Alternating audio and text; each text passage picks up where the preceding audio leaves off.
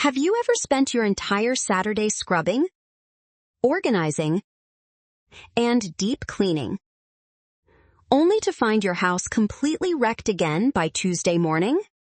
I know exactly how frustrating that endless loop feels. We treat cleaning as a massive weekend event, a heavy chore that steals our precious time and drains our energy. We buy extra storage bins. We exhaust ourselves on our days off.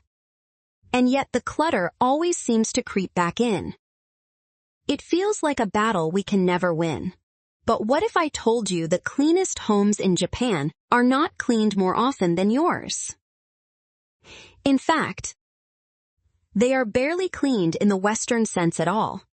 They are maintained differently. The Western way fights the mess after it happens, waiting for the weekend to fix a week's worth of chaos. The Japanese way prevents the mess from ever landing in the first place. It relies on a system of tiny, almost invisible daily habits called micro-maintenance. I was skeptical at first, but I was also exhausted from losing my weekends. So, I decided to try the Japanese daily reset for a single week. For 7 straight days, I completely banned my weekend deep clean. No heavy scrubbing, no hours spent sorting through piles of mail and laundry on a Saturday afternoon. Instead, I replaced that massive effort with a few specific Japanese routines that take just minutes, or even seconds. As I moved naturally through my own house, I honestly wasn't ready for how much this simple shift would change. It did not just transform the look of my home, but it profoundly affected my mental state. You see, visual clutter is constantly sending stress signals to your brain. When you eliminate that background chaos, your home finally starts to feel like a true sanctuary again. By the end of the week, my house was spotless, and I had my entire weekend back. It felt like I had uncovered a completely different way to live. Let me show you exactly what I did, day by day, to escape the deep cleaning trap forever. The best part is, anyone can start doing this right away. You do not need to buy any expensive organizers, and you do not need to overhaul your entire life. You just need to change how you move through your rooms. Stay with me, because the first habit begins before you even step fully inside your house. It all starts right at your front door. On day 1 of my experiment, I implemented the Japanese concept of the Genkan. The Genkan is a lowered entryway right at your front door.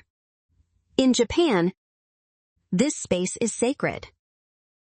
It is an absolute boundary line where outdoor shoes come off immediately. There are no exceptions for anyone entering. Think about it. When you wear your shoes inside the house, you are literally tracking the street, the dirt, and the exhaust right onto your clean rugs. By simply stopping the outside world at your door, you automatically eliminate more than half the dust and grime your floors usually collect every single week. The Japanese way is brilliant because it is entirely preventative.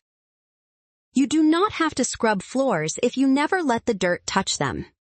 They keep a neat shoe rack and a small basket of comfortable, soft indoor slippers ready at all times, making the transition seamless and inviting. So, I decided to set up my own mini Genkan. I placed a simple shoe tray and a small basket of house slippers by my entrance. At first, it felt like a slightly annoying extra step. I had to consciously remember to stop, sit down, and change my footwear every time. But this tiny friction point takes maybe 10 seconds. And it is actively replacing the 20 minutes of hard vacuuming I used to do later. Within just 24 hours of enforcing this strict no-shoes rule, I noticed something absolutely shocking about my living room and hallway floors. They did not need their usual midweek vacuuming or sweeping. The dust and debris simply never made it past the entryway of my home. This is the essence of Japanese micro-maintenance. You build a gentle barrier that protects your clean space rather than constantly fighting to clean a dirty one. Look at the difference. The Western way allows the mess to spread everywhere. The Japanese way contains it immediately at the source. If you want to try this tonight, you don't need a fancy lowered floor. Just put a small chair and a designated shoe tray right inside your door. But keeping the floors clean was only the first step. Next, I had to figure out how to stop the endless clutter on my tables. On day 2, I decided to tackle the invisible clutter that seems to magically appear and multiply on every flat surface in the house. The Japanese have a word for this constant gentle resetting, Katazukeru.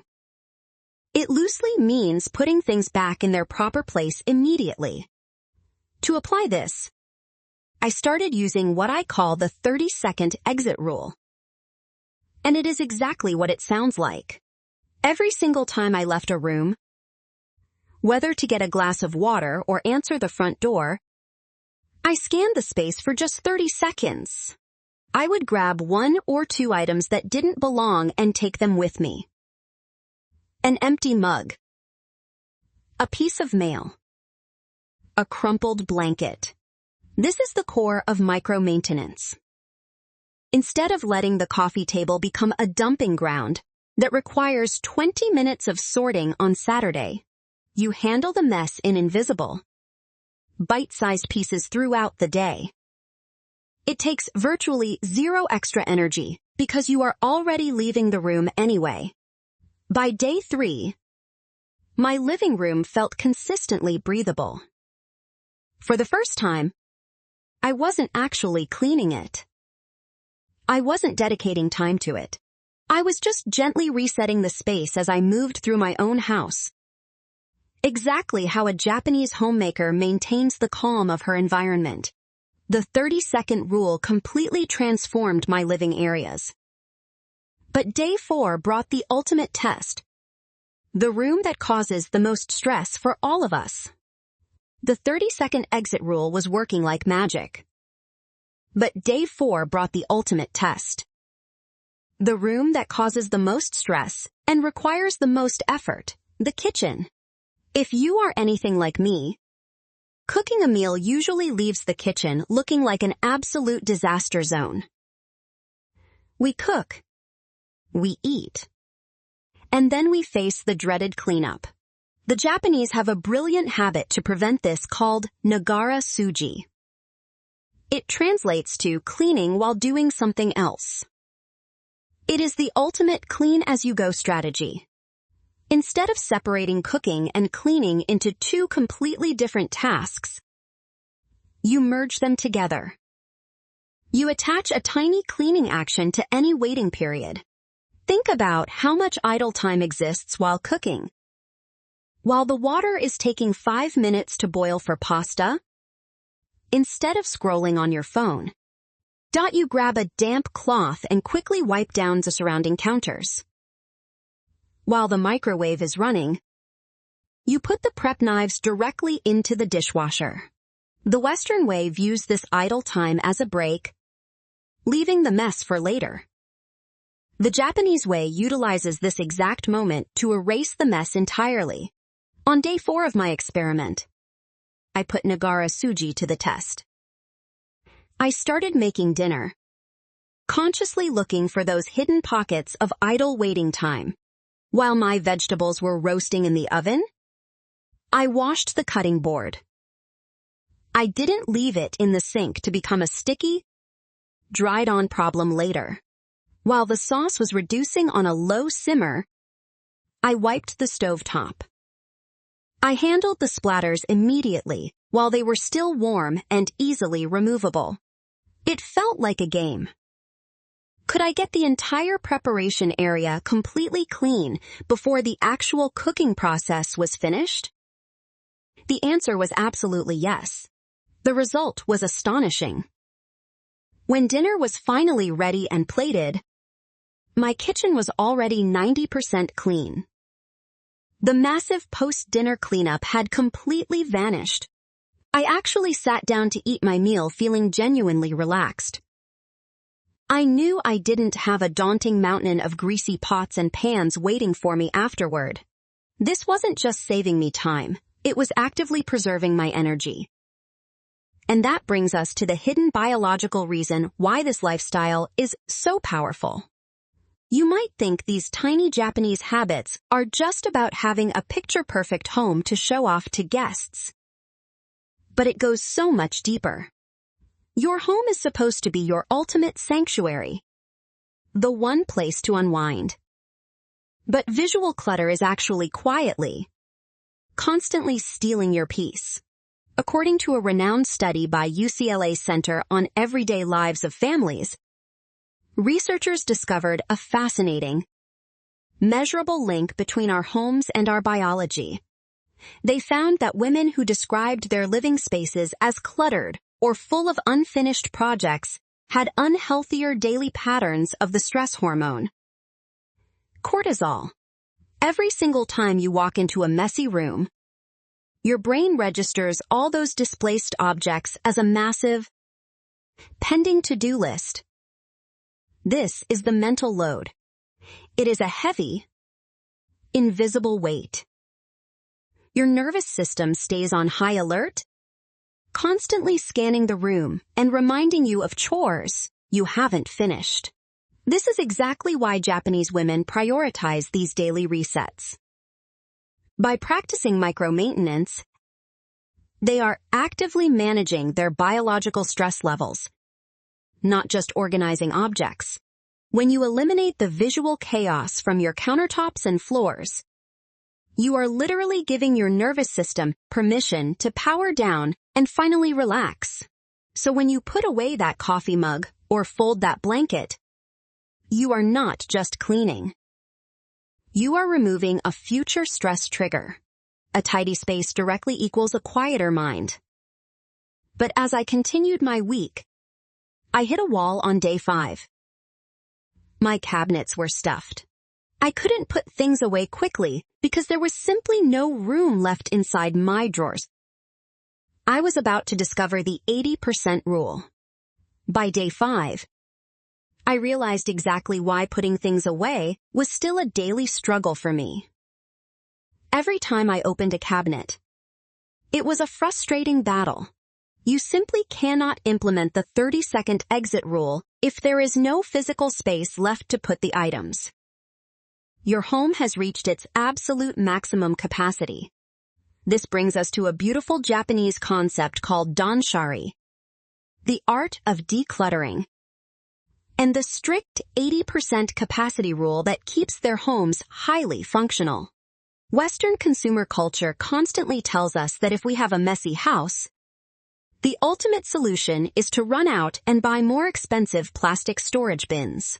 The Japanese truth is much simpler, much cheaper, and highly effective. You do not need better organization systems. You just need to keep your storage 80% full. I spent day 6 taking a long, hard look at my spaces. Instead of trying to organize the heavy clutter, I quietly started removing unnecessary items entirely. I took out the extra coffee mugs, the old plastic containers, and the mismatched towels. I made absolutely sure every single drawer had visible, intentional empty space. In traditional Japanese architecture and design, this intentional empty space is called ma. It essentially allows the home to breathe and gives your eyes a resting place.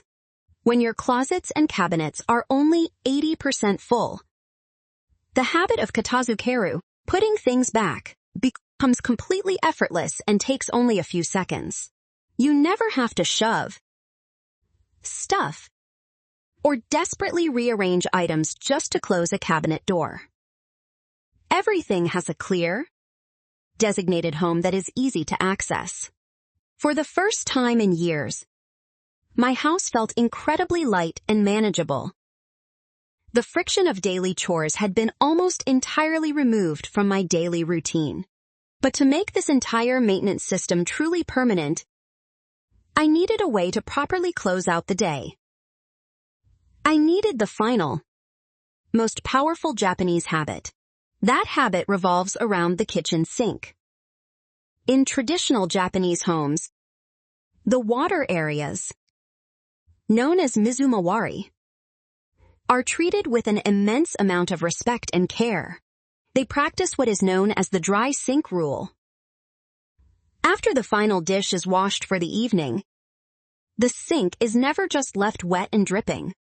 Instead of leaving water droplets to create hard stains and lingering odors overnight, they take a soft cloth and completely wipe down the inside of the basin. They wipe it until it is bone dry. So, on night 7, after putting away my dinner plates, I took a dry towel and tried it myself.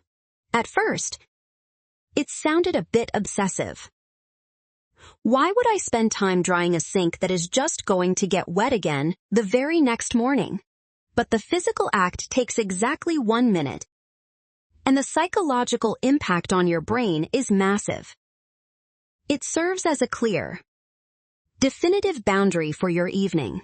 Wiping the sink is a physical signal to your body. It acts as a period at the end of the sentence, telling your brain the kitchen is officially closed. The Western way leaves a damp, slightly smelly sink overnight. The Japanese way resets the space, leaving it pristine, dry, and perfectly odorless for the next day.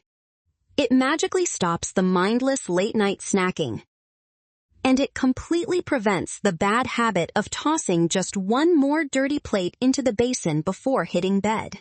The real magic happened the very next morning. When I walked into the kitchen to make my early morning coffee, I wasn't greeted by yesterday's greasy mess. Instead, I was welcomed by a sparkling, fresh space. It felt like walking into a luxury hotel kitchen, perfectly prepared and waiting just for me. You start your entire day with a quiet victory. Instead of immediately feeling behind on chores, you feel ahead of the game, calm, and fully in control.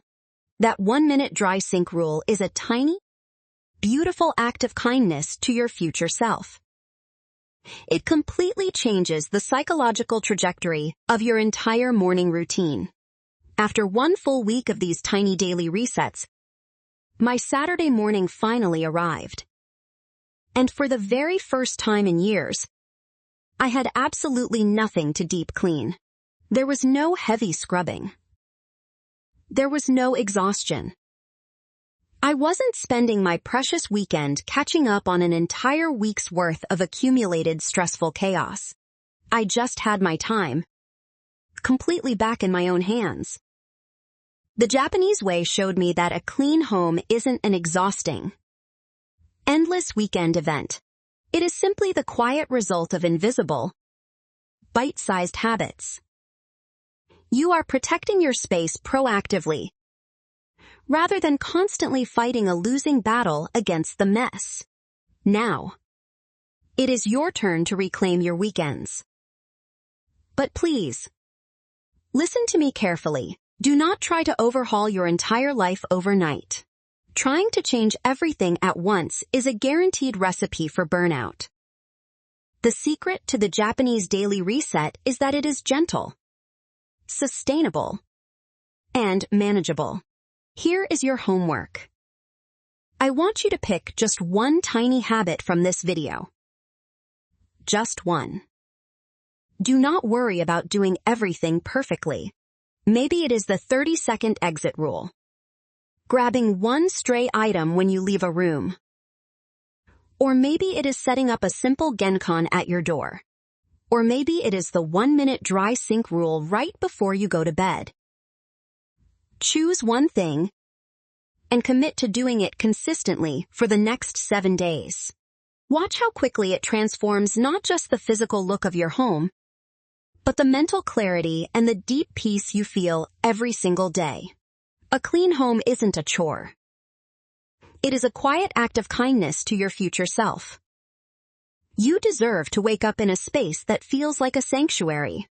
If you found this video helpful, hit that subscribe button so our next lifestyle tip finds you. Take a deep breath. Start small tonight. And reclaim your peace.